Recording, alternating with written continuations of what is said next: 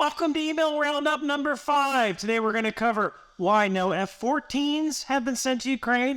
Top Gun. Were the leaked documents staged? Are Blackhawks operating in Ukraine? Why NATO hasn't sent DPICM, or dual purpose improved conventional munitions. We're going to talk about joining the Army at 36, what happened to all the Bayraktar drones, and how the infantry covers tanks. So, some admin stuff first.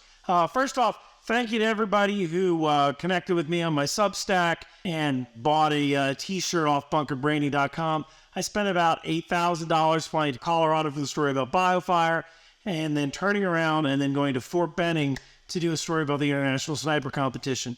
And flying Easter weekend wasn't cheap. So I guarantee you, if you do buy a t-shirt or donate money, it's not going to be going toward premium beer. All right, let's get started. Honor asks, given that there are supposedly a number of F-14s, Top Gun F-14s, at Davis Monthan AMARG facility, well, you know where this is going. So a couple of things to start. I actually looked at the facility, and I could only find 2 F-14s, and it was probably an A model and a C model. I'm not Ward Carroll here. You could probably tell. But it was probably an A model and a C model that were lined up in a static display. From what I understand, no F-14s are left. And there's a very simple reason why. The F-14 was a great fighter for its time. However, it was really outpaced by the F-35 and the Super Hornet. And it just became too expensive to have a fighter that could really only do one thing, and that was air defense. Fleet defense. Now, yes, absolutely yes, F-14s could drop JDAMs, but that was a capability that was kind of bolted on later on in life, and there were more capable platforms. So, from what I understand, every single F-14 that wasn't turned into a static display was essentially shredded, like cut up, completely shredded. And the reason is Iran. Iran was the only foreign operator of F-14s. And, Iran, it's crazy. Iran is like that ex-girlfriend you just can't get out of your head, at least to America, right? And for most people in America, when I say the word Iran, what do you think of? You think of the hostages.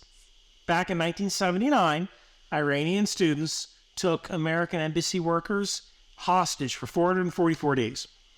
And it's like, we never forgot that.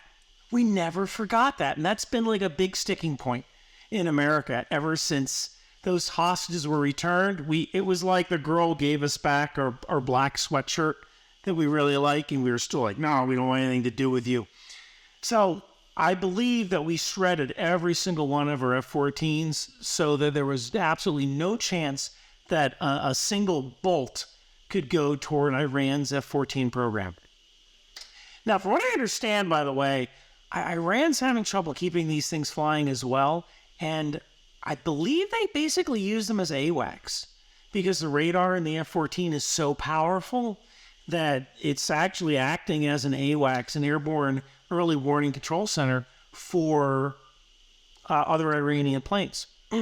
So that's probably why F-14s haven't been sent to Ukraine, because Ukraine could probably use a more capable platform like the Gripen or the F-16, and there's just no F-14s to send. Now, travel over Easter weekend isn't cheap, so just give me 60 seconds to pay the bills here. This video is sponsored by Atlas VPN. Click the link in the description below and get Atlas VPN for only $1.83 a month with 3 months extra and a 30-day money-back guarantee with this limited time offer. Last week, I traveled to Denver, Colorado to visit the BioFire for my smart gun story. Then I turned right around and flew to Fort Benning, Georgia for the International Sniper Competition. And when I travel, I use Atlas VPN because traveling increases your cybersecurity attack surface. In fact, I even use it on the plane when I got in-flight Wi-Fi because I have no idea what that plane is routing through. And when I book my flights, I use Atlas VPN to change my location because location-based price discrimination is a thing. You can try it yourself. look at a flight from your location, then change your location, look at the price again. It's probably going to be different. Atlas VPN acts as a tunnel between you and the public internet that hackers and rogue governments can't penetrate. So click the link in the description below and get Atlas VPN for only $1.83 a month with 3 months extra and a 30-day money-back guarantee with this limited time offer.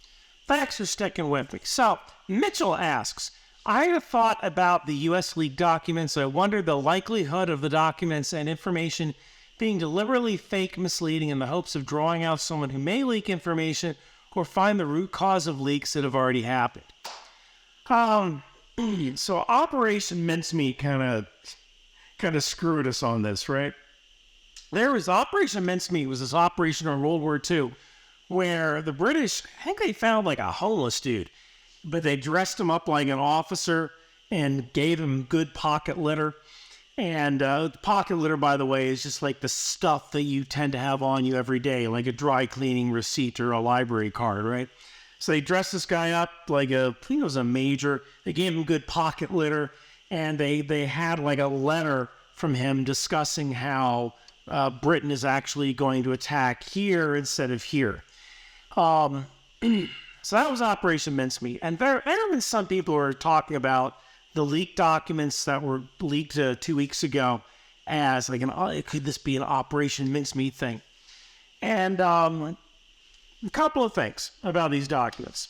First of all, it's difficult for me to talk about this subject because if you have, or even if you once held a security clearance, you're kind of obligated to maintain government secrets. You took an oath to protect government secrets. So I can't even look at the documents this guy posted unless the government declassifies them, because I took an oath saying that I wouldn't do stuff like that. So I have actually not read any of the stuff that has been online about these documents that the Air National Guardsman that he distributed a couple of weeks ago. A couple more things, though. Reading from the Wall Street Journal and from other sources, those documents might have been photoshopped. And what's kind of interesting is that I think that the government would have planted better intelligence. Like if they were going to try to like find a leaker, they would have posted more damning stuff than what was essentially like a commander's daily report that basically anybody with a top secret clearance can go and read. And the weird thing about this whole situation is that it has the smell of Russian propaganda to it, because it evolved the way Russian propaganda tends to evolve. And that is, and if you go to the Texas Cyber Conference in September of this year, I may be speaking about this at the Texas Cyber Conference. But essentially, Russia disseminates propaganda in 3 ways: scattering, harvesting, and amplification. So essentially, what Russia does is they'll take videos or false information or doctored videos or videos taken out of context or images taken out of context, and they'll put them on Telegram and sites like 4chan, like these really obscure chat rooms. So that's the scattering phase. They'll scatter all this stuff around. They did it when that Russian missile wandered into Poland. And yes, I never made a retraction video about that because I wasn't wrong. Because pieces of that missile, the debris from that missile, that went on 4chan first. So Russia realized they sent a missile over into Poland, and so they threw up stuff on 4chan with fake missile debris so that people would grab that and run with it and draw their own conclusions. It's how they work. So that's the scattering phase. That's number one. And then comes the harvesting phase. Now what happens is that influencers, they grab that information. I am parched. They grab that information from these obscure Telegram and 4chan channels, and they take it and they start putting it on more reputable Telegram channels, maybe Facebook, maybe Twitter. It starts leaking on to fringe Twitter accounts, fringe Facebook, fringe Instagram, fringe TikTok. And then once something starts to pick up, the Russians will use their bot network, which these bots might be actual people. They might not actually be robotic. But they'll use their bot network to start they'll find what has kind of worked, what is hooked, and they'll use those bots to amplify. So scattering, harvesting, amplification. This is how Russian propaganda works. So this leak worked just like Russian propaganda. It was actually crazy.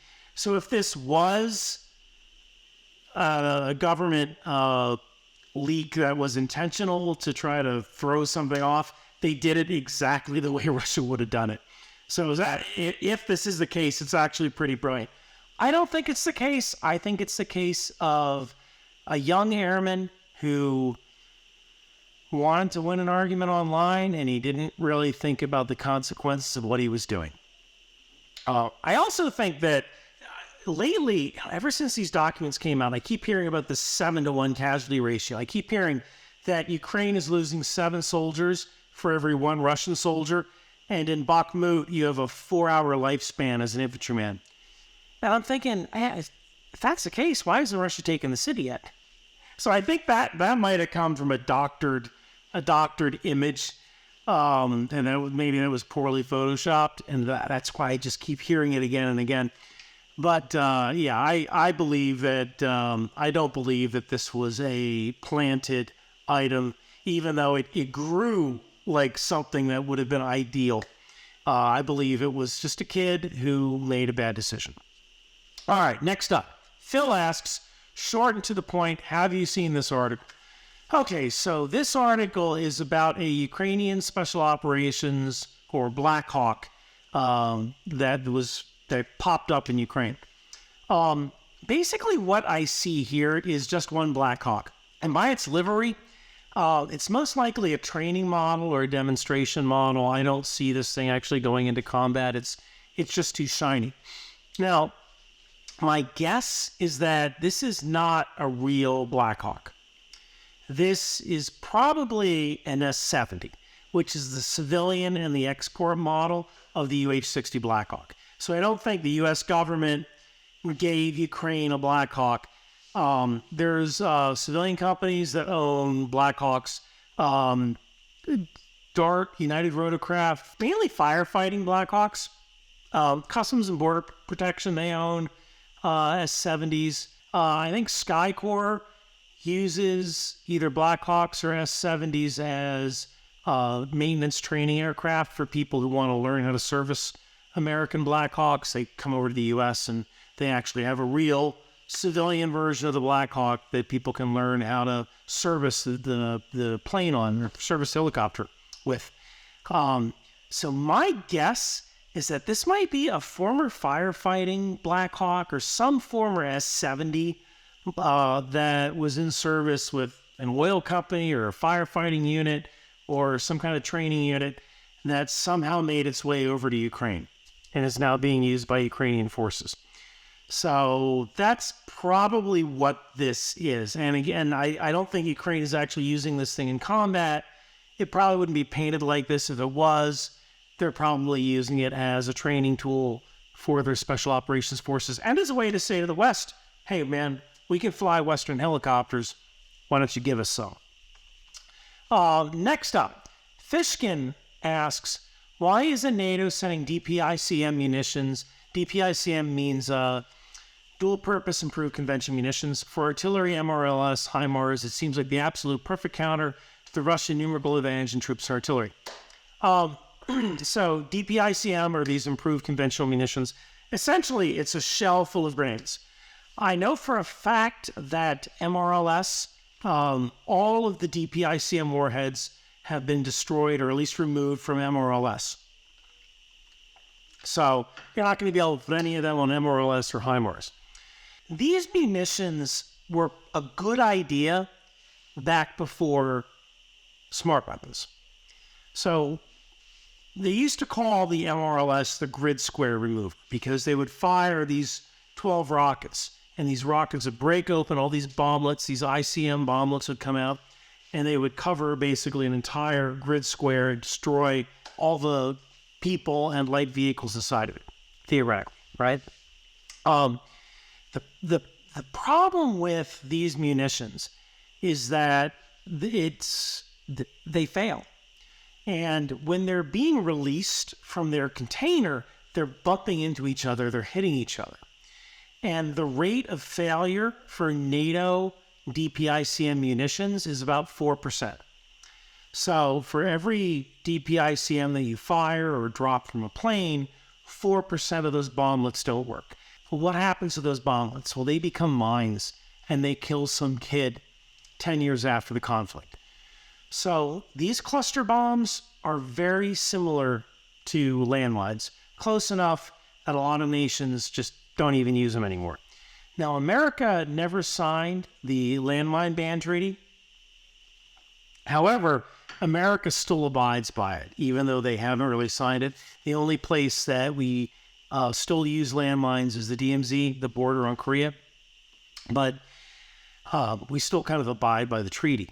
So I don't think there's any DPICM left in the inventory. And second, it's not that effective anymore because now we have smart bombs. It used to be we would have to cover an entire area with bomblets in the hopes that we would actually hit something. Now with HIMARS and GPS guidance, we don't need to do that anymore. But I believe that NATO isn't sending DPICM munitions because they just don't have any anymore. Now, Anthony asks, I've been watching your videos via YouTube and the thought of attempting to join the military, preferably the RV again, perhaps even just reserves. This will most likely be my last attempt at opportunity, noting that I am 36 years old. I've been doing wildland firefighting since 2018 and feel quite healthy, albeit not the best shape I'm in. You're in good shape. Trust me on this. If you're doing the same thing David Goggins is doing, you're good. But would you recommend I continue to pursue the option, noting my age? So this means you're going to be a 36-year-old private. That's kind of my bigger concern.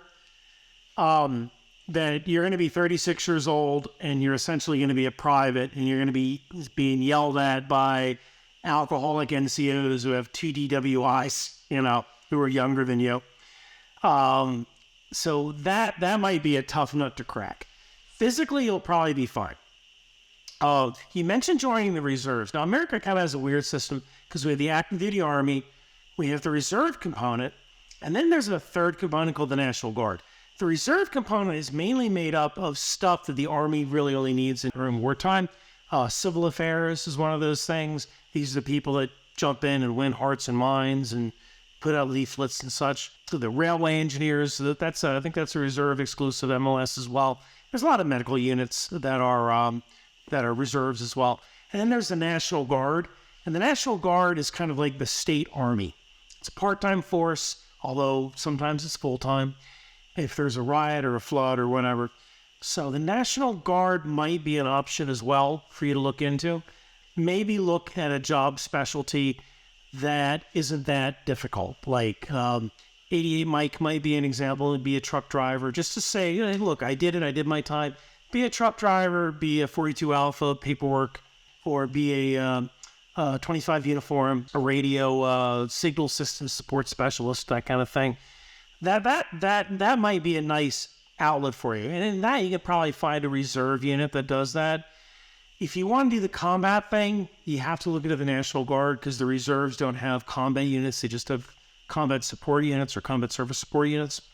But I wouldn't discourage you from doing it. But think about infantry. If you're thinking about a combat arms, think very hard before you do it because there is a physical component to it. And you might only want to do it for a couple of years before you change your job. Pi from Norway asks, do you know why there are no Bayraktar news in Ukraine anymore? Are they all shot down? Probably. My guess is that you don't hear about the Bayraktar drone anymore because a lot of them have probably been shot down, or it's ECM. Russia is basically good at anything that involves officers. So Russia's good at air defense. Russia's good at electronic countermeasures. Russia's good at artillery. Because in all of those three things, officers can supervise. And these things are just too big. Once Russia figured out, like, okay, these are the frequencies that the Bayraktar is hopping on to send data back, then they got on those same freaks. They started jamming. I think Ukraine noticed that, and they didn't try to force the Bayraktar issue. Instead, they just kind of moved towards smaller drones that could be controlled line of sight or near line of sight or through, I guess, GSM or CDMA, with whatever cell technology they're using over there. And these smaller drones are a lot harder to find on radar. So that's probably why the Bayraktar drones aren't being used in Ukraine anymore. I think a lot of them have been shot down, and the ones that haven't been shot down, they just can't fly. Finally, Rick asks, I was wondering about how infantry covers tanks and IFVs from ATGM fire with javelins in tow good out to 4,500 meters. I can see how the infantry eyes and the squad firing ATGM launchers could protect the tanks, but at that distance, how does it work? I can see how infantry and tanks works in cities, but how about on the plains of Ukraine or Kansas? So saying Ukraine or Kansas is actually a really good analogy because most of southeastern Ukraine looks a lot like Kansas. Just farms, tree break, farms, another little pod of trees is a windbreak, farms. And in a case like that, the infantry really isn't covering. Infantry don't really ever go more than 300 meters away from their vehicles. Just mechanized infantry just never do that because that mechanized vehicle is your lifeline. It is your fire support, and it is your way home. So you're never really moving more than 300 meters away from that vehicle. So basically what they do is two things: traveling Overwatch or bounding Overwatch. And with traveling Overwatch, you're going to have two units that are moving. And they're moving. The top unit will keep moving, and the bottom unit will stop and kind of get into an Overwatch position and rush to catch up and move, and then it'll stop again and do an Overwatch and then keep moving. It's called traveling Overwatch. Traveling Overwatch is when contact is likely. Bounding Overwatch is when contact is expected, like you are probably going to run into the enemy. So with bounding Overwatch, you'll have one group of vehicles cross that field and one vehicle hangs back and overwatches. And then once that first element gets to the tree line, they'll stop, they'll set up security, and then this guy will move up. That will be what's called successive Overwatch, because they'll move up abreast, they'll set up security, and this guy will move again. There's another type of bounding Overwatch called alternating bounding Overwatch, and that's where one guy will move up, and then another guy will move up past him and set up Overwatch, and this guy will move up past him and set up Overwatch. So they'll move like that, alternating and advancing past until you get to the objective. So that's pretty much how they would do it. You'll always have two units, and one unit is performing Overwatch, and the other unit is moving. So it's not the infantry that's kind of covering, it's the sensors on the vehicles and platforms that are out at the that are in the rear that are watching and covering for the unit that's actually moving. And I think that is just about it for the week. Thank you guys so much for sending me these questions. Thank you to everyone. If you want to support me, drop me $5 in my Substack. I could really use it. And or buy a Drone Sweet Drone t-shirt or any other kind of t-shirt for Bunker Branding. Thank you guys so much for watching. Cheers. Hey everyone! New Ryan McBeth t-shirts and hoodies from Bunker Branding are available. I'm gonna get the HIMARS shirt. What are you gonna get, Donald? The Patriot shirt, because I'm a patriot. It's the best shirt, the biggest shirt. Make 14 tangos great again. What are you gonna get, Barack? Let me be clear. I'm gonna get a Drone Sweet Drone shirt. What about you, George? I'm gonna get a Knife Hand shirt because they're weapons of mass destruction. What about you, Billy? Oh, I'm going to get a landmine marker shirt because my presidency always blew up in my face. I'll tell you what I'm going to get. Ronald Reagan, but you're dead. I came back to tell you that no matter our politics, we're all Americans. And we should buy Ryan's hoodies and t-shirts because they pay for the stock footage and licenses that allow him to make awesome content. So come on down to Bunker Branding and buy a Ryan McBeth t-shirt or I'll start the bombing in 5 minutes.